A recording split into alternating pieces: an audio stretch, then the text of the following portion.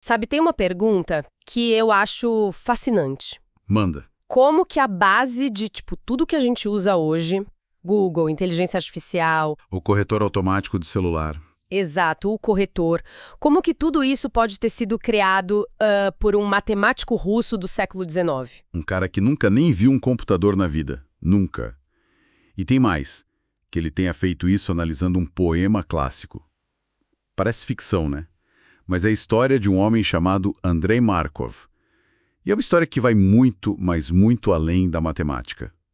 As fontes que a gente tem para essa análise pintam um retrato de um homem que era um rebelde por natureza. Um rebelde? Sim, um sujeito que confrontou o czar, que desafiou as convenções sociais da época, e nesse processo todo acabou nos dando uma das ferramentas mais poderosas do século XXI, quase que por acidente. Exatamente.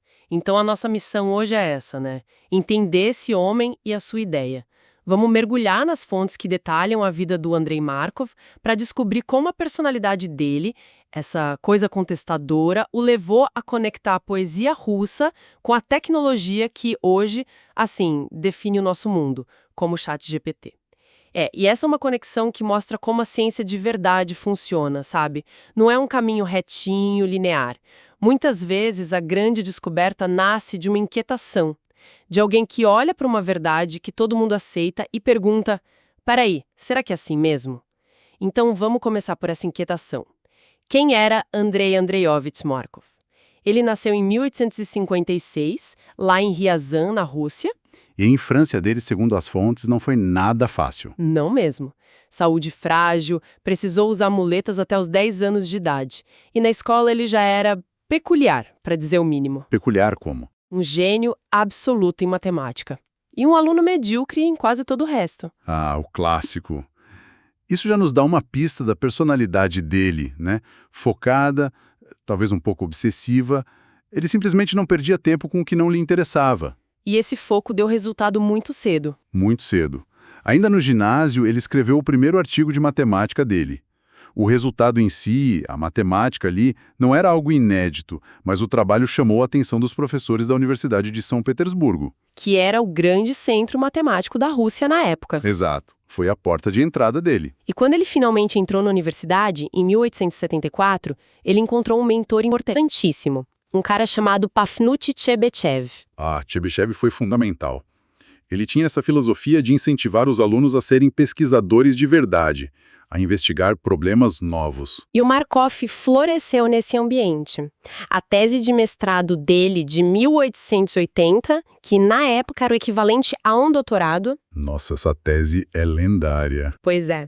Era sobre um tema tão complexo, tão avançado, que a maioria dos matemáticos da Europa Ocidental só foi entender o que ele tinha feito mais de 30 anos depois. Isso é um ponto fundamental para a gente entender o nível do cara. Ele não estava só resolvendo problemas que já existiam.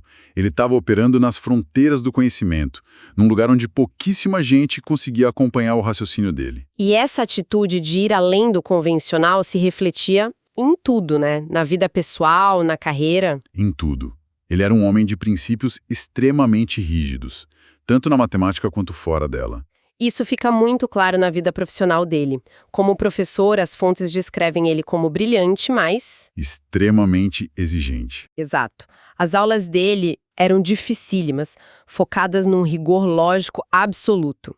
Dizem que ele ignorava o currículo tradicional para discutir as pesquisas mais recentes, as coisas que estavam acontecendo naquele momento. E o quadro negro dele era um caos, né? As fontes falam que ele não se importava nem um pouco com a aparência, com a organização. O que importava era a pureza do argumento matemático. E é fascinante ver como essa mesma mentalidade, esse rigor todo, se manifestava nas ações políticas dele. Totalmente. A gente vê a mesma atitude questionadora. Assim como ele desafiou o Kazar, ele desafiou uma lei matemática que todo mundo aceitava. Ele se perguntou, e se os eventos não forem totalmente independentes? Essa inquietação, sabe, foi o motor de tudo. Como assim? Qual foi o principal embate dele com o Kazar? Me conta essa história. Olha, foram vários, mas dois se destacam. Em 1902, o escritor Maxim Gorky... O Gorky, que era um ativista de esquerda bem conhecido? Esse mesmo. Ele foi eleito para a Academia Russa de Ciências. E o czar Nicolau II simplesmente anulou a eleição por decreto. Sério? Anulou. Anulou? Anulou. E o Marcose, que era membro da academia, ficou furioso. Ele protestou publicamente, escreveu cartas. Ele via aquilo como uma interferência inaceitável do Estado na ciência. Ele se recusou a aceitar a ordem. Nossa, um ato de coragem imenso para a época. E não parou por aí. Em 1907, quando o czar dissolveu o parlamento, que tinha uma maioria de esquerda, o Markov foi lá e formalmente repudiou a filiação dele ao Estado. Uau! Foi um desafio tão direto que muita gente achou que ele ia ser preso. Mas aparentemente o regime preferiu não transformar um acadêmico tão respeitado num mártir. Mas o meu episódio favorito dessa rebeldia toda é o de 1913. O que aconteceu em 1913? Então, o governo estava promovendo uma festa gigantesca, uma celebração pelos 300 anos da dinastia Romanov no poder. Uma grande propaganda para a monarquia. Exatamente. E o Markov, em resposta, o que ele faz? Ele organiza a própria comemoração, paralela e particular, lá na universidade. Uma comemoração do quê? Dos 200 anos da lei dos grandes números de Jacob Bernoulli, um pilar da teoria da probabilidade. Foi a forma irônica e, assim, genial dele de dizer que as leis da matemática eram mais importantes e duradouras que as leis dos czares. Isso é brilhante. Simplesmente brilhante. Então, esse é o homem. Brilhante, rigoroso, um rebelde. Mas como é que uma pessoa assim, nesse contexto todo, acaba criando algo que define a nossa era digital? Essa celebração da lei dos grandes números é a chave, não é? Exatamente a chave. Porque ele não estava só celebrando a lei, ele estava obcecado em expandir essa lei. Ok, expandir como? De forma bem simplificada, a lei dos grandes números funciona perfeitamente para eventos que são independentes. Se você joga uma moeda, a chance de dar cara é sempre 50%. Não importa o que aconteceu antes. Um lançamento não influencia o outro. Certo, são eventos isolados. Exato. Mas o Markov olhava para o mundo e via que a maioria das coisas não funcionam assim. As coisas são conectadas, né? O tempo de amanhã depende do tempo de hoje. Uma palavra numa frase depende da palavra que veio antes. Faz todo sentido. E ele queria provar que a lei dos grandes números também se aplicava a esses sistemas de eventos dependentes. Só que para fazer isso, ele precisava de um conjunto de dados. Um conjunto enorme de dados em sequência. Em 13, não existiam computadores para gerar esses dados. Onde ele foi buscar isso? No lugar mais inesperado possível, na literatura russa. Ele pegou o romance em verso Eugênia Lenin, de Alexander Pushkin, uma obra-prima da literatura russa. Exato. E analisou manualmente as primeiras 20.000 letras do livro. 20.000 letras. À mão. Isso é insano. Hoje soa como uma loucura absoluta. Um programinha de computador faz isso em 1 microsegundo. Com certeza. Mas essa dedicação manual foi o que permitiu que ele sentisse o padrão nos dados de uma forma que ninguém tinha feito antes. Ele transcreveu tudo, tirou os espaços, a pontuação, criou uma sequência gigantesca de caracteres. E o que ele estava procurando no meio dessa sopa de letrinhas? Algo muito, muito específico. Ele classificou cada letra em apenas 2 categorias. Vogal, que ele chamou de V, ou consoante, C. Só isso. Vogal ou consoante? Só isso. O objetivo era calcular a probabilidade da próxima letra ser uma vogal ou uma consoante, baseado apenas na letra imediatamente anterior. E foi aí que ele encontrou o padrão. E qual era o padrão? Ele descobriu que, na língua russa, se você tem uma vogal, a probabilidade da letra seguinte ser uma consoante é altíssima. Tipo uns 87%. Uhum. E se você tem uma consoante, a chance da próxima ser uma vogal também é muito alta. Ou seja, as letras não eram independentes.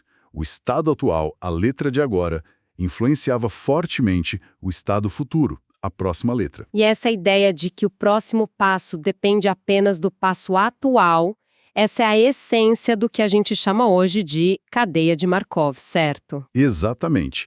Essa é a definição. É um sistema onde a probabilidade de ir para o próximo estado depende apenas e somente do estado atual. Todo o histórico anterior é irrelevante. Espera um pouco. Isso parece meio contraintuitivo. quer dizer que se a gente tiver uma sequência de, sei lá, 10 vogais seguidas, o que é raro, mas possível, Uhum. a chance da próxima letra ser uma consoante é a mesma que se a gente tivesse tido só uma vogal antes? O histórico todo é descartado? Exatamente. E essa é a beleza e, ao mesmo tempo, a limitação do modelo original de Markov. A memória é de apenas um passo. É como um caminhante que não sabe de onde veio, ele só sabe onde está agora para decidir o próximo passo. Entendi. E é crucial lembrar que, para ele, isso era um exercício de matemática pura. Ele não estava pensando em aplicações práticas, em tecnologia, era só uma forma de provar o ponto dele sobre a lei dos grandes números para eventos dependentes. Certo. Mas é aqui que a história dá um salto de 100 anos e aterrissa no nosso colo. Como essa análise de vogais e consoantes de 1913, com essa memória de um passo, se conecta com a inteligência artificial de hoje? A linhagem é direta. Se a gente tirar todas as camadas de complexidade, os grandes modelos de linguagem, os LLMs, como o ChatGPT, são, na sua essência, máquinas de prever a próxima peça. A próxima palavra, no caso. Exato. É exatamente o que o Markov estava fazendo, só que numa escala que seria inimaginável para ele. Então, o que você está dizendo é que a tecnologia de linguagem mais avançada que existe hoje, no fundo, é só uma versão super anabolizada, com uma memória gigantesca, do que o Markov fez com lápis e papel há mais de 100 anos. É quase inacreditável. É exatamente isso. A evolução da ideia é a evolução da escala e da complexidade dessa memória. O Markov olhava para uma letra para prever a próxima. Um modelo muito simples. Ok. E qual seria o próximo passo nessa evolução? O corretor automático do celular, talvez? Perfeito. O corretor automático, nas suas versões mais simples, usa o mesmo princípio. Ele olha para a última palavra que você digitou, talvez as duas últimas, para sugerir a próxima. Ah, claro. Se você escreve "tenha um bom", a probabilidade da próxima palavra ser dia é altíssima. É uma cadeia de Markov aplicada a palavras, não a letras. E com uma memória de 1 ou 2 passos. Certo, isso faz todo sentido. Mas e o salto para o ChatGPT? Aí a diferença parece monumental. Ele não só sugere a próxima palavra, ele escreve parágrafos inteiros, ele entende contexto, ironia. Como ele faz isso? A diferença não pode ser só mais memória. A diferença é a arquitetura que permite usar essa memória de uma forma muito mais inteligente. O ChatGPT e outros modelos parecidos usam uma coisa chamada arquitetura Transformer. Transformer, ok?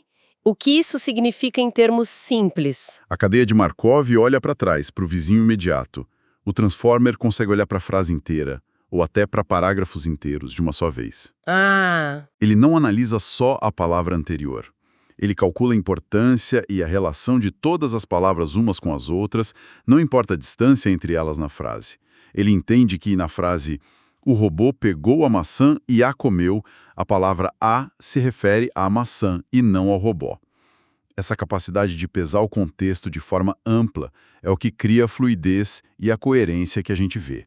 Mas o objetivo final ainda é o mesmo do Markov: calcular a probabilidade estatística da próxima palavra na sequência. exatamente. A complexidade, a escala computacional, a quantidade de dados usados no treinamento, tudo isso aumentou de forma exponencial.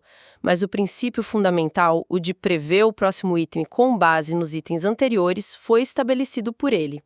Outros matemáticos, como o Andrei Kolmogorov, claro, expandiram a teoria, mas a semente foi plantada naquela análise do poema do Pushkin. É impressionante. Então, essa jornada nos levou de um matemático rebelde na Rússia czarista, que por uma obsessão teórica analisou um poema, até o coração da tecnologia que define o mundo digital hoje. Sem saber, ao contar vogais e consoantes, o Markov estava escrevendo o primeiro capítulo da história da inteligência artificial generativa. O que nos leva a um pensamento final que é quase filosófico. Pensa comigo. O Markov encontrou uma estrutura previsível, um padrão estatístico, na linguagem usando um sistema ridiculamente simples. Vogal e consoante. E memória de um passo. Isso. Ele provou que mesmo no aparente caos da linguagem, existe uma ordem por baixo de tudo. uma ordem estatística. E hoje a gente está fazendo a mesma coisa, só que com ferramentas infinitamente mais poderosas. Exato. Hoje os modelos usam bilhões de parâmetros para analisar a estrutura da comunicação humana com uma profundidade que ele jamais sonharia. E isso levanta uma questão provocativa. Se com um modelo tão simples ele encontrou uma estrutura, que estruturas ainda mais complexas e ocultas da nossa própria comunicação, do nosso pensamento, talvez até da nossa criatividade, a gente está prestes a descobrir com os modelos atuais? Exato. E o que talvez seja mais importante, quais podem ser as consequências não intencionais de sermos capazes de modelar e prever o pensamento humano com tanta eficácia? O Markov só queria provar um ponto matemático. Nós estamos construindo um espelho estatístico da mente humana sem talvez entender completamente o que veremos refletido nele.